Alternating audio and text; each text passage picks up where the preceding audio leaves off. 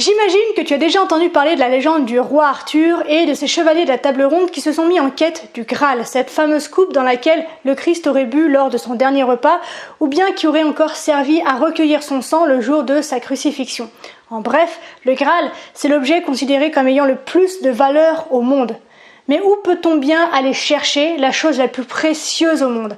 À cette question, les chevaliers de la table ronde regardent en direction de la vaste forêt qui entoure le château, qui encercle le château, et chacun, individuellement, part en direction de l'endroit qu'il considère comme le plus obscur pour lui dans cette forêt.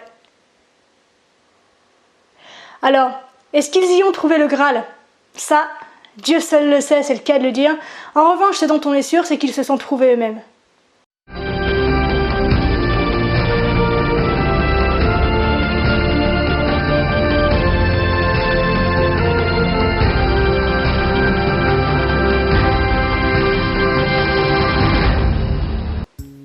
Salut Phénix Résilient, comment ça va bien aujourd'hui? Aujourd'hui, très cher Phénix, je t'entends déjà me demander, mais Marie, où veux-tu nous emmener avec cette histoire de Graal et de quête des chevaliers de la table ronde? C'est quoi le rapport avec le schmilblick du développement personnel et du mieux-être? Ce rapport, très cher Phénix, c'est celui de ton ombre, de ta part obscure, de ta part sombre que tu ne veux pas regarder et que nous allons explorer aujourd'hui ensemble. Mais avant d'aller sur ce chemin-là, je tiens à me présenter auprès de celles et ceux qui ne me connaissent pas encore. Je suis Marie Perron, fondatrice de Phénix Coaching, et mon objectif, ma mission, mon message à travers cette chaîne YouTube, c'est que tu t'engages à apprendre à t'aimer pour accéder à la vraie liberté. C'est la liberté de l'esprit et la liberté donc de l'être. Donc si ça t'intéresse d'intégrer ce voyage intérieur en direction de ton propre bonheur, n'hésite pas à appuyer sur s'abonner et même à cliquer sur la petite cloche qui te permettra d'être mise au courant en avant-première dès qu'une nouvelle vidéo riche de conseils, de témoignages, d'enseignements, de théories et de techniques, de pratiques sera disponible sur ta chaîne. Maintenant que ça s'est dit, entrons donc dans le vif du sujet et marchons ensemble sur ce chemin qui va mener à ton côté obscur, à ton côté sombre, à ton côté parfois même violent. Cette dualité de l'être humain a été beaucoup mise en avant dans les travaux de Carl Gustav Jung. C'est un psychologue qui est extrêmement connu, dont je t'invite à lire les travaux si tu as envie d'en apprendre un peu plus sur toi-même. Et dans cette psychologie justement de Jung, l'ombre joue un rôle absolument capital, absolument crucial. Et qu'est-ce donc que cette ombre? En fait, cette ombre, elle représente toutes les choses à propos de nous-mêmes que nous ne voulons pas voir et qu'en plus de ça, nous cachons à la fois aux autres, mais à nous-mêmes bien sûr. Si on peut faire le déni de tout ce qui nous compose, ça facilite un peu les choses, n'est-ce pas? Mais pourquoi en fait est-ce qu'on se cache de cette partie-là qui est un peu sombre et qui pourtant fait partie intégrante de notre personnalité et de qui nous sommes?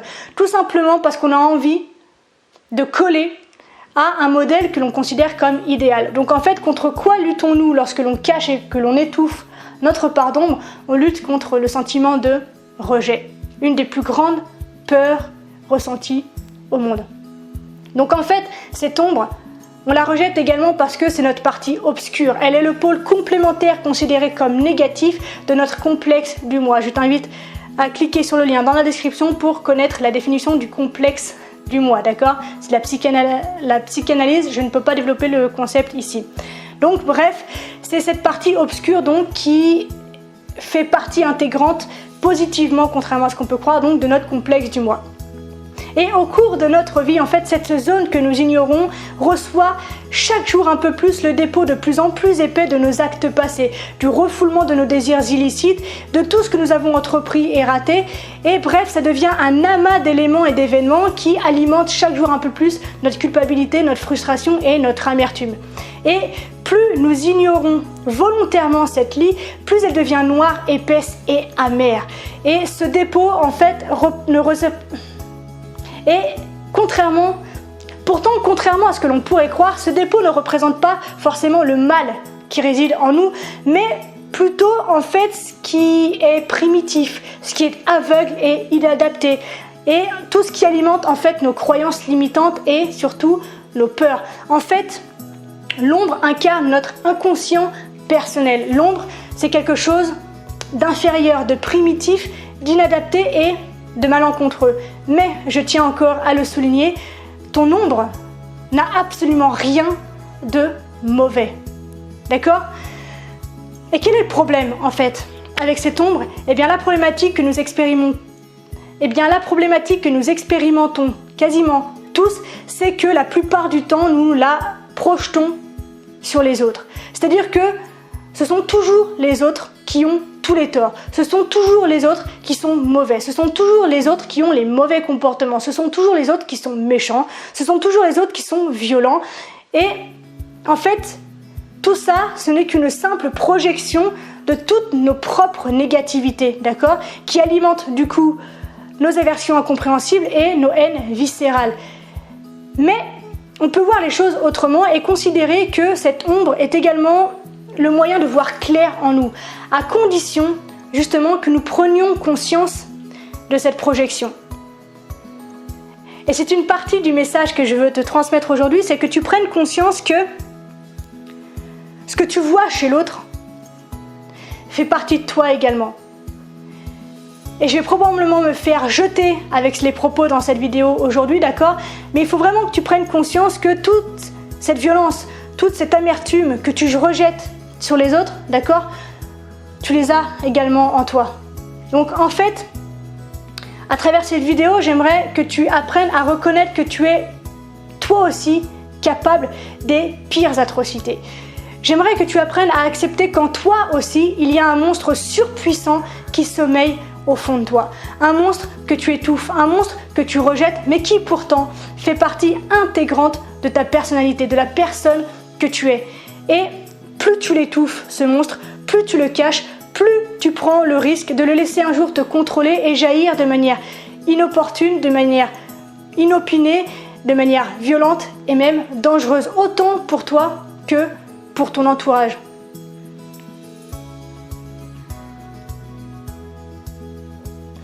C'est pour ça qu'il est super important que tu reconnaisses que cette violence que tu donnes aux autres, d'accord? Quand tu es victime de relations toxiques, quand tu es victime de personnes maltraitantes, quand tu es victime, bref, d'agressions, de viols, d'une violence, quel que soit le plan sur lequel elle s'exprime, en fait, il faut que tu comprennes, il faut que tu acceptes, il faut que tu apprennes pour apprendre à te reconnaître, à t'aimer et à t'accepter, que toi aussi, tu as tout ça en toi. Et surtout, lorsque l'on vit des horreurs comme ça, elles viennent alimenter cette partie sombre qui dort déjà en nous. D'accord? On est tous fondés, on est tous construits sur une dualité psychique comme ça. Et chaque chose difficile que l'on vit et que l'on ne travaille pas vient alimenter cette partie sombre, vient alimenter du coup notre haine, vient alimenter notre violence, vient alimenter notre méchanceté, vient alimenter notre malveillance. Et c'est là en fait le message d'aujourd'hui, c'est que tu prennes conscience de cette présence maléfique quelque part en toi.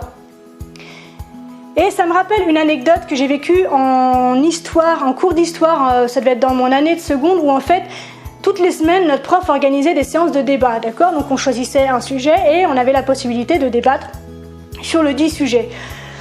Et un jour, le débat a été lancé sur justement les figures maléfiques du 21e siècle. Donc on a parlé notamment d'Hitler et de Staline par exemple. Et notre prof d'histoire, devant la véhémence en fait et la violence des sujets des propos qui étaient véhiculés dans cette séance de débat, nous a demandé, mais est-ce que vous savez quelle est la particularité de ces monstres dont vous parlez aujourd'hui?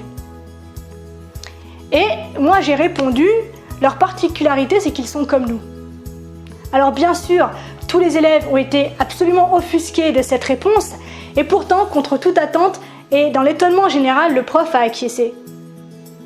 Et il nous a invités justement ce jour-là à essayer de comprendre en quoi ces personnes qui ont véritablement fait des atrocités qui sont absolument inimaginables, d'accord, on est bien d'accord là-dessus, mais comprendre en quoi ces personnes sont comme nous, ça c'est un travail intérieur, ça c'est un travail qui va t'amener justement à la véritable acceptation de qui tu es dans ton ensemble.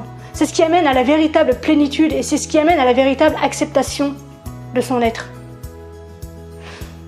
Et c'est super difficile et c'est super douloureux d'admettre que l'atrocité commise par Hitler, la violence d'Hitler, on l'a tous en nous. La violence de Staline, on l'a tous en nous. La seule différence, c'est qu'il y en a qui l'expriment, d'accord ? Hitler et Staline se sont laissés envahir, se sont laissés contrôler par cette haine, par cette violence, alors que d'autres sont capables de violence, mais choisissent de ne pas se laisser envahir, justement, choisissent de ne pas l'exprimer, cette violence. Et c'est là la véritable force. Et donc du coup, le fait de savoir que tu peux être cruel, tout en ne l'étant pas, c'est ce qui va te donner en fait ce petit truc en plus, ce petit degré supplémentaire d'assertivité dont tu as besoin pour devenir ce que tu veux devenir et atteindre tous les objectifs auxquels tu aspires, quels qu'ils soient. Et c'est vraiment important de considérer que toute cette violence peut t'apporter l'énergie nécessaire au bon développement. Ça ne veut pas dire que c'est malsain tout ça. Je sais que il y a beaucoup de termes qui paraissent assez sombres, assez obscurs, mais je t'invite vraiment à ouvrir ton esprit, d'accord, pour recevoir la profondeur des propos que je partage aujourd'hui avec toi. D'accord ?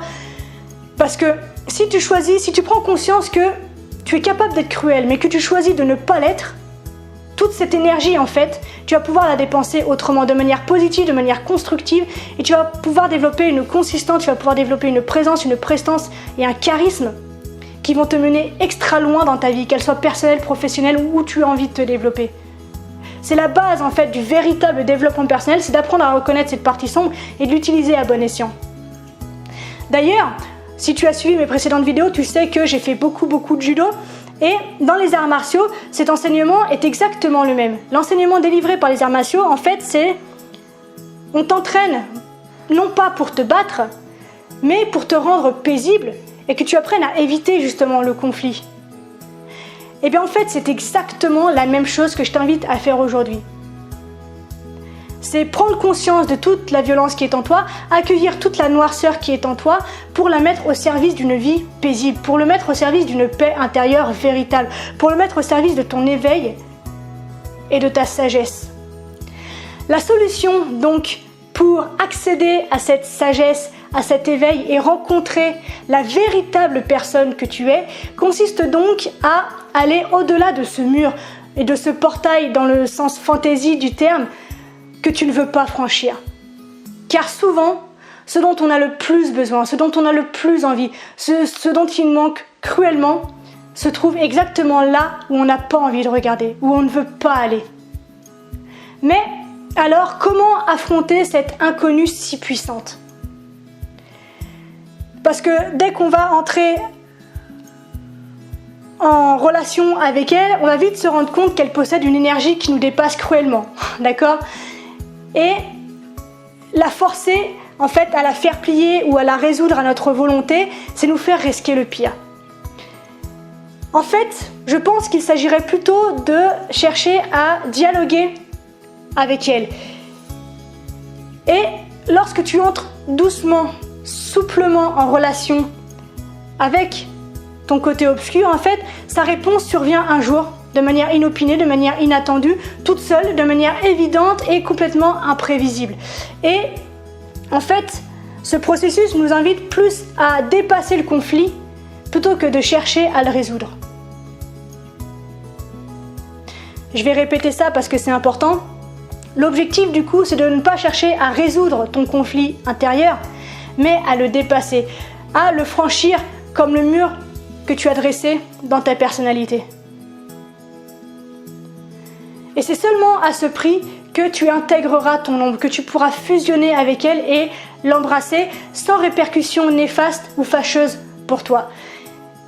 Mais si nous refusons ce marché, et Dieu sait que la tentation est grande, et Dieu sait que nous sommes nombreux à le refuser, cette ombre qui est en toi se mettra à régenter en secret l'intégralité de ton existence. Et pour cela, elle va te tendre des pièges aussi innombrables que dangereux et parfois même mortels. Et c'est dans ces cas-là justement que on arrive à être victime d'accidents qui sont complètement incompréhensibles et complètement impromptus. Mais si tu choisis de faire partie de celles et ceux qui font face à cet inconnu et au terrifiant, alors tu deviendras une personne digne enfin d'être respectée. Et tu deviendras une personne qui est attirante, tu deviendras une personne qui est une opportunité pour les autres, tu deviendras une personne qui est une source d'inspiration. Parce que justement, tu auras acquis de la carrure, de la prestance, de la force, de la présence, du charisme. D'accord? En bref, tu vas pouvoir proposer quelque chose de solide, tu vas pouvoir proposer une présence solide, une présence continue, une présence inébranlable auprès des autres, mais auprès de toi surtout, dans un premier temps. Et ce qui est extrêmement intéressant dans ce processus psychique, c'est que seul le soi peut transcender ce problème, cette problématique de l'ombre. Et c'est absolument magique quand on se lance dans ce processus parce qu'on se rend compte que l'ombre, finalement, a une fonction de mise en relation. Avec soi-même, bien sûr, d'une part, mais également avec les autres. Et contrairement à ce qu'on peut croire, cette relation n'a absolument rien de négatif. Au contraire, on pourrait même la considérer et la voir comme étant une fécondité créatrice sur le plan relationnel, donc avec soi, avec son soi profond, avec son soi complet, avec son soi entier, avec son soi accepté, mais également avec les autres, qui donc sont une projection de qui nous sommes à l'intérieur. Et le processus psychologique que je t'invite à expérimenter aujourd'hui consiste donc à prendre conscience de ton ombre et à l'intégrer à ta conscience. D'accord? Et ce, au-delà de tous les préjugés moraux et sociaux qui viennent l'entacher et qui viennent t'encourager justement à détourner ton regard de cette partie qui existe en toi.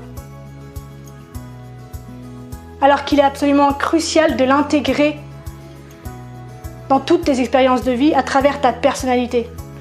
Et finalement, c'est en embrassant ton ombre et en fusionnant avec elle que tu deviendras enfin complet et authentique. Tu seras un être constitué de vérité et d'authenticité. Et c'est ainsi du coup que tu accèdes pleinement à la paix intérieure et à cette véritable liberté qui nous est chère et que nous défendons tous. Donc je t'invite véritablement, très cher Phénix, à entrer en relation avec ton côté le plus obscur de ta personnalité. Et voilà, c'est tout pour aujourd'hui.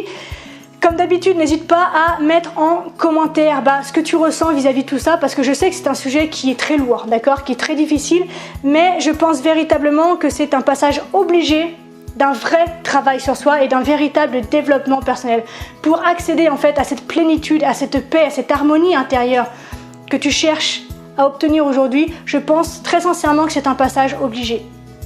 On ne peut pas s'accepter pleinement si on ne regarde pas qui nous sommes vraiment. D'accord? Donc, n'hésite pas à interagir avec moi via les commentaires pour me dire tout ce que tu penses de tout ça. Si tu trouves que cette vidéo est intéressante, n'hésite pas à la liker parce que ça permettra à d'autres personnes qui ne nous connaissent pas encore de pouvoir prendre connaissance de toutes ces informations et de toutes les autres que j'ai déjà postées pour vous, pour toi, sur cette chaîne. Et si tu n'as pas aimé, si tu trouves que c'est complètement débile ou complètement hallucinant, n'hésite pas à mettre un petit pouce en bas. C'est pas grave, c'est ok, d'accord, j'entends surtout que le sujet, je répète, est difficile à appréhender, d'accord? C'est une notion qui est compliquée, qui demande un véritable courage, une véritable force d'esprit, d'accord? Et de regard sur soi. Si tu penses que, en revanche, cette vidéo donc est plaisante, intéressante et qu'elle peut aider certaines personnes qui sont en proie peut-être à cette difficulté à faire face à qui ils sont, n'hésite pas à la partager un maximum afin que ces personnes que tu aimes, qui sont en difficulté en ce moment et qui sont face aux ténèbres, peut-être à prendre connaissance de ces messages et justement de ce chemin qu'ils ont la capacité de faire en étant en présence de leur côté obscur en ce moment. Je te laisse, je te rends ta liberté. On se retrouve très vite dans une prochaine vidéo. D'ici là, bien sûr, prends soin de toi. Sois reconnaissant envers la vie, elle est tellement belle, elle a tellement de choses à t'offrir. Et surtout, cher Phénix, n'oublie jamais que tu es la personne la plus importante de ta vie et que de ce fait, tu mérites de te donner le meilleur. Mais toi seul peux le faire. Dac, je te dis donc à très bientôt. Je t'aime. Ciao. Merci infiniment d'avoir regardé cette vidéo. Si tu as envie de passer à l'action, si tu as envie d'apprendre à t'aimer pour atteindre cette liberté qui nous est chère, n'hésite pas à télécharger gratuitement mon guide qui te donnera 7 clés simplissimes mais diaboliquement efficaces pour apprendre à t'aimer tel que tu es. À très bientôt. Ciao.